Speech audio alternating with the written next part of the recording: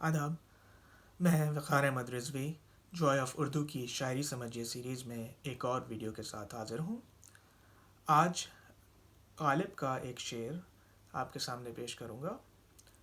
है कहाँ तमन्ना का दूसरा कदम यारब, हमने दश्ते इम्कां को एक नक्श पा पाया। गालिब के बारे में ये कहा जाता है कि गालिब की जो फ़िक्र है, जो उनकी थॉट है, वो बहुत एब्स्ट्रैक्ट है। तो मेरे ख़्याल में ये शेर उस हवाले से गालिब का एक नुमाइंदा शेर है। तो चलिए अब इस शेर को समझने की कोशिश करते हैं कि पहले मिसरे में शायर ये कह रहा है, खुदा से बात कर रहा है कि ए खुदा, तमन्ना यानी लॉन्गिंग या डिज़ायर, उसका दूसरा कदम कहाँ है, या ये कि उसका कदम शायद है ही नहीं कहाँ को, अगर आप उस तरीक़े से पढ़ें।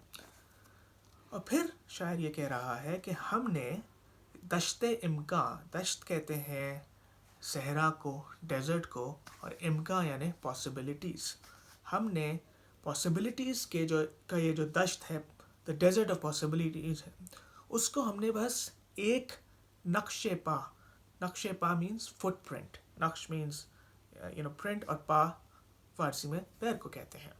तो हमने दश्ते इम्कां को एक नक्शे पा पाया। तो अब ये शेर आपको एक तरीके से आपको हैरत में डाल देता है। तो अगर हम यहाँ पे ये देखें कि दश्त के मायने क्या है। दश्त तो सहरा है। सहरा की दो पॉसिबिलिटीज़ होती हैं। एक तो ये कि सहरा बहुत वसी होता है, बहुत वाइड होता है, और दूसरी क्या होती है कि सहरा में कोई चीज़ सब्ज़ा व गुल उगते नहीं हैं। तो अब एक सहरा, दश्त इम्कां, something as wide as a दश्त, उस को हमने सिर्फ एक फुट प्रिंट के बराबर पाया है। यानी कि लॉन्गिंग इंसान की इतनी ज़्यादा है कि द रियल्म ऑफ पॉसिबिलिटीज़ जो हैं उसमें सिर्फ एक फुट प्रिंट की गुंजाइश है, और जो लॉन्गिंग है वो उसको हासिल करके आगे निकल चुकी है। और फिर शायर ये सवाल कर रहा है कि दूसरा कदम कहाँ है।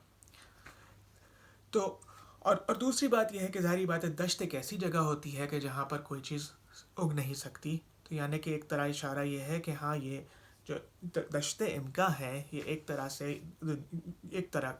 से एक फ्यूटाइल जगह है कि जहाँ पे लॉन्गिंग का बसना मुमकिन ही नहीं है। बहरहाल आप किसी भी तरह से देखें, इसमें नक्शे पा इस बात की वजाहत कर रहा है कि लॉन्गिंग यहाँ पर ठहरी नहीं है। लॉन्गिंग यहाँ आई और आगे जाके आगे बढ़ गई। यानी longing can not settle in this realm, और फिर आगे जाके बढ़ गई। और फिर शायरी खुदा से सवाल कर रहा है कि ए खुदा, तू हमें बता कि है कहाँ तमन्ना का दूसरा कदम यारब।